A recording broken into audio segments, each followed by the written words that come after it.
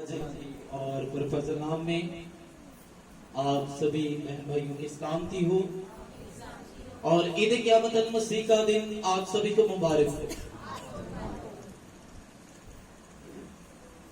میں خدا نے اس کی دی ہوئی تمام برکات کے لیے، اس کے خاص فضل کے لیے اس کا شکر گزار ہوں، اور بہت ساری باتوں میں خدا کا فضل ہم پر ہے، جس میں سب سے اہم بات یہ ہے کہ خدا تعالیٰ کا بیٹا، کائنات کو تخلیق کرنے والا خدا، ہمارا نجات دہندہ، ہماری خاطر اس دنیا کے اندر آیا اور اس نے جان دی، اور اس کے جان دینے کے وسیلے سے ہماری جانیں بچ گئی۔ سب سے بڑا خدا کا فضل ہم پر یہ ہے۔ آئے ہم خدا کی حضوری میں آگے بڑھتے ہوئے پاک کلام سے تلاوت کریں گے۔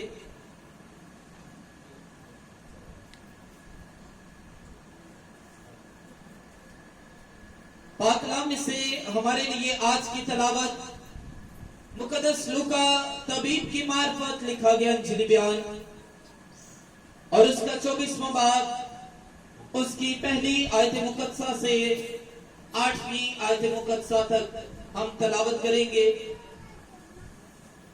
لوکا طبیب کی معرفت لکھا گیا ہمارے خدا یسوع مسیح کا انجیلی بیان، اس کا 24واں باب اور اس کی پہلی آیت مقدسہ سے۔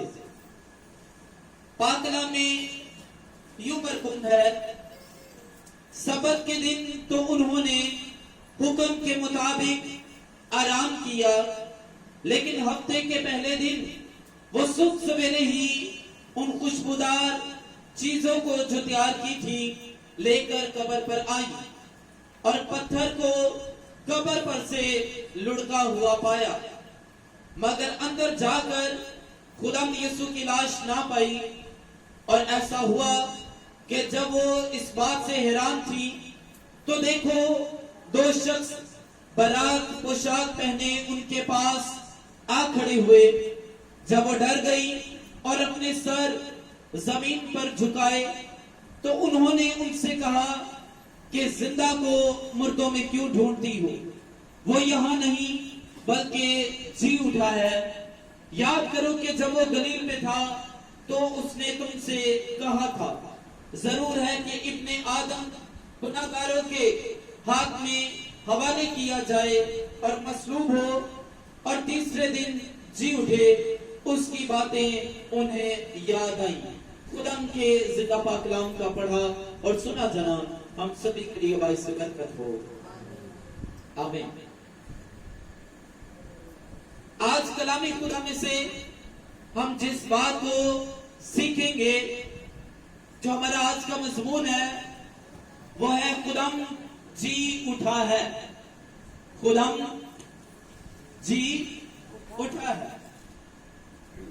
خدا کے معنی آقا کے ہیں، مالک کے ہیں، حاکم کے ہیں، اور انسان دنیا کے اندر رہتے ہوئے بہت سارے وعدے کرتا ہے، بہت ساری ایسی باتیں اپنے منہ سے نکالتا ہے جنہیں وہ پورا کرنا چاہتا ہے یا کرنے کی خواہش اپنے اندر رکھتا ہے۔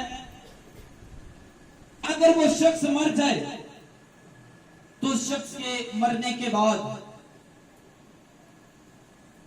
موت جب اسے اپنے گلے سے لگا لیتی ہے تو اس کے مرنے کے بعد اس کے سارے منصوبے، سارے اس کے وعدے، یہ تمام چیزیں اس کے ساتھ قبر میں دفن ہو جاتی ہیں۔ پھر کوئی بھی وعدہ اس کا زندہ نہیں رہتا، کیونکہ جس شخص نے وعدہ کیا تھا وہ وعدہ اس کے ساتھ ہی مٹ گیا، اس کے ساتھ ہی ختم ہو گیا، اور پھر وہ وعدہ کبھی بھی پورا نہیں کر سکتا۔ ایسے میں جب کوئی شخص اپنوں سے بڑا پیار کرتا ہو اور اسے وہ بڑا عزیز ہو اور وہ مر جائے اور اس نے ایسے وعدے بھی کیے ہوں، تو انسان اسے یاد کرتا ہے۔ یاد کرنے کے لیے وہ آنسو بہاتا ہے۔ بعض اوقات ہم دیکھتے ہیں کہ جب کسی کا کوئی عزیز مر جائے تو وہ اس کی تصویر دیکھ کر روتے ہیں، اسے یاد کرتے ہیں، اس کی اس باتوں کو یاد کرتے ہیں۔ آپ نے تو یہ کہا تھا اور آپ چھوڑ کر چلے گئے۔ ایسی ہی کچھ باتیں لیے ہوئے، ایسا ہی درد لیے ہوئے، ایسا ہی بوجھ لیے ہوئے، ایسی ہی پریشانی، رنج اور غم کی حالت میں یہ عورتیں، جن کا نام بائبل مقدس کے اندر مرکز کی انجیل کے 16ویں باب کی پہلی آیت مقدسہ کے اندر یوں مذکور ہے، مریم مگدلینی اور یعقوب کی ماں مریم اور سلومی، یہ عورتیں صبح سویرے اٹھتی ہیں اور خوشبودار چیزیں لے کر قبر پر آتی ہیں۔ جب قبر پر آتی ہیں تو بڑا ہی ایک عجیب ماجرا دیکھتی ہیں، ایک چونکا دینے والا، حیرت انگیز۔ اس سے پہلے کہ یسوع کی بابت وہ جانتی، وہ پہلے ہی حیران ہو گئی ہیں، خوف زدہ ہو گئی ہیں، اور وہ کس چیز کو لے کر کہ قبر کا پتھر لڑکا ہوا ہے۔ یاد رکھیے، یسوع کی قبر کا پتھر کا لڑک جانا یہ بھی معجزہ ہے۔ اور کیوں یہ معجزہ ہے؟ کیونکہ جو پتھر یسوع مسیح کی قبر کے دروازے پر رکھا گیا تھا، اس وقت کے اندر غاروں کی طرح قبریں ہوتی تھی، پہاڑوں کے اندر قبریں بنائی جاتی تھی، اور جو پتھر یسوع کی قبر پر رکھا گیا تھا، اس پتھر کے اوپر رومی حکومت کی مہر کی گئی تھی، اور اس پتھر کو چھونا یا اسے ہٹانا کوئی شخص اس بات کی جرات نہیں کر سکتا تھا۔ ایسا اسی لیے تھا کہ اگر کوئی اس مہر شدہ پتھر کو ہٹاتا تو اس کے لیے سزائے موت تھی۔ اس پتھر کا وزن ہسٹری یہ بتاتی ہے کہ 70 من اس کا وزن تھا، یعنی 2800 کلو اس کا وزن تھا۔ اتنے بھاری پتھر کو اور مہر شدہ پتھر کو ہٹانا کسی انسان کے بس کی بات نہ تھی۔ شاگرد تو پہلے سے ہی ڈرے ہوئے تھے، وہ سہمے ہوئے تھے، وہ چھپے ہوئے تھے، وہ اب دنیا کی نظر میں سامنے نہیں آنا چاہتے، اب وہ دنیا کو اپنا آپ نہیں دکھانا چاہتے، اس لیے کہ ان کی آسیں، ان کی امیدیں اور ان کی وہ تمام باتیں جن کا وہ سوچ اور خیال رکھتے تھے، وہ سب کچھ سمجھتے ہیں کہ یسوع کے ساتھ ہی قبر میں چلا گیا۔ جیسے باقی لوگ مرتے ہیں، سب وعدے مٹ گئے، سب باتیں مٹ گئی، ویسے یسوع نے جو وعدے کیے تھے وہ بھی مٹ گئے، اس لیے وہ ڈر کے ساتھ، خوف کے ساتھ چھپے ہوئے ہیں۔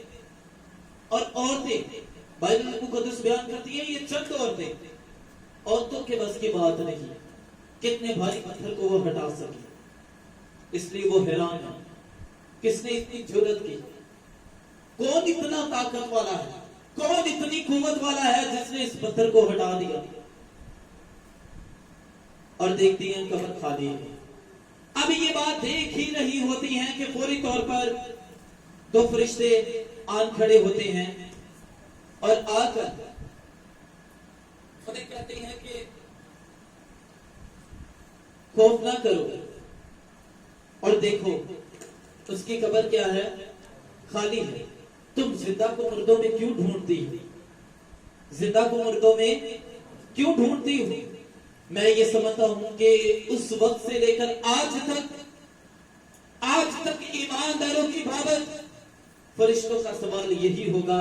آج بھی مسیحی ہونے کے باوجود بہت سارے لوگ یسوع مسیح کو مردہ جگہ پر ڈھونڈتے ہیں کہ یسوع انہیں قبروں کے اندر مل جائے، ڈھونڈتے ہیں کہ یسوع انہیں پیروں فقیروں کے اندر مل جائے۔ یسوع جہاں پر مردے رہتے ہیں، یسوع وہاں پر نہیں ہے۔ فرشتے کہتے ہیں کہ یاد کرو، اس نے تم سے کیا کہا تھا؟ اس نے تو تم سے کہا تھا، جب وہ گلیل میں تھا تو اس نے کہا تھا کہ ضرور ہے ابن آدم گناہگاروں کے حوالے کیا جائے اور وہ مصلوب ہو اور تیسرے دن مردوں میں سے جی اٹھے۔ یاد کرو کہ اس نے تم سے کیا کہا تھا۔ آج ہمیں بھی ان عورتوں کی طرح یہ بات یاد کرنے کی ضرورت ہے، ایماندار ہونے کے ناطے، کہ یسوع نے ہم سے کیا کہا تھا۔ جب کوئی شخص یاد رکھتا ہے کہ یسوع نے ان سے کیا کہا تھا، خدا ان سے کیا فرماتا ہے، تب وہ لوگ مایوس نہیں ہوتے، تب وہ لوگ دکھی نہیں ہوتے۔ اور ایسے ہی حالت کے اندر یہ عورتیں ہیں، لیکن عورتوں کو براق، پوشاک، یہ لفظ برق سے ہے، اور برق کے معنی ہے بجلی۔ کبھی کبھار کہا جاتا ہے، لوگ اکثر اوقات کہہ دیتے ہیں کہ جادو برحق ہے۔ جادو برحق نہیں ہے، برحق کے معنی سچا۔ جادو سچا نہیں ہے، جادو برق ہے، بجلی کی طرح کام کرنے والا۔ برحق ہے تو ہمارے خدا کی ذات، برحق ہے تو اس کا پاک کلام، برحق ہے تو اس کی قدرت جو عظیم ہے۔ اور یاد رکھیں، عورتیں حیران ہیں، اندر دیکھتی ہیں کفن خالی ہے۔ کفن کیا ہے؟ پھر سے ایک اور حیران کر دینے والی بات، یسوع کا کفن خالی نہیں ہو سکتا تھا۔ اس کے پیچھے وجہ یہ ہے، جب یسوع مسیح کو دفنایا گیا تدفین کے عمل کے دورانیے میں، کفن کے اندر بائبل مقدس بیان کرتی ہے، مقدس یوحنا رسول کی معرفت لکھا گیا انجیلی بیان اس کے 19ویں باب کی 39ویں آیت مقدسہ کے اندر لکھا ہے کہ جب یسوع کو دفنایا گیا تو اس کے کفن کے اندر مسالے لگائے گئے۔ لکھا ہے کہ 50 سیر کے قریب مر اور اونٹ ملا کر ایک مسالہ تیار کیا، اور وہ مسالہ کفن کے اندر لگا کر یسوع کی لاش کو اس میں لپیٹا۔ اور یاد رکھیں، یہ ایسا مسالہ تھا جو صرف بادشاہوں کی لاش پر لگایا جاتا تھا، بادشاہوں کی، اور یہ ایسی ایک گوند بن جاتی تھی، ایسا مسالہ ہوتا تھا، اس کے اندر سے خوشبو تو بڑی آتی تھی، لیکن اس کے اندر سے ہڈیاں ضرور ٹوٹ جاتی تھی، لیکن کفن سے اس بدن کا باہر نکلنا ناممکن ہوتا تھا۔ یہ بالکل ایسے ہی ہے جیسے بہت ساری آپ الفی کو اپنے ہاتھ کے ساتھ لگا لیں اور اسے کھینچنا کتنا مشکل ہے، یہ اس الفی سے بھی زیادہ تیز تھا۔ اور وہ حیران ہے، یسوع کا کفن بالکل ویسے ہی پڑا ہے، لیکن یسوع اندر نہیں ہے، یسوع کا بدن اندر نہیں ہے۔ حیران ہوتی ہیں، تعجب کرتی ہیں، اور اس کے بعد واپس چلی جاتی ہیں۔ فرشتے انہیں یاد دلاتے ہیں کہ تم یاد کرو کہ اس نے تم سے کیا کہا تھا، دیکھو وہ یہاں پر نہیں ہے، وہ اپنے کہنے کے موافق جی اٹھا ہے، وہ قبر کے اندر نہیں ہے، وہ مردوں کے اندر نہیں ہے، وہ مردہ ہڈیوں کے اندر تمہیں نہیں ملے گا۔ یاد کرو کہ اس نے تم سے کیا کہا تھا، اس نے کہا تھا کہ میں مصلوب ہوں گا اور جی اٹھوں گا۔ ہاللیلویہ۔ میں صبح کی میٹنگ کے اندر بھی یہ بات بیان کر رہا تھا کہ یہ دن بڑے دن سے بھی بڑا دن ہے، بڑے دن سے بھی، اور ایسا اس لیے کیونکہ دنیا کے اندر پیدا سبھی ہوتے، مرتے بھی سبھی ہیں، لیکن مر کے کوئی پورے جاہ و جلال کے ساتھ اگر جی اٹھا ہے تو پوری دنیا کے اندر وہ واحد ذات ہمارے خدا کی یسوع مسیح کی ہے۔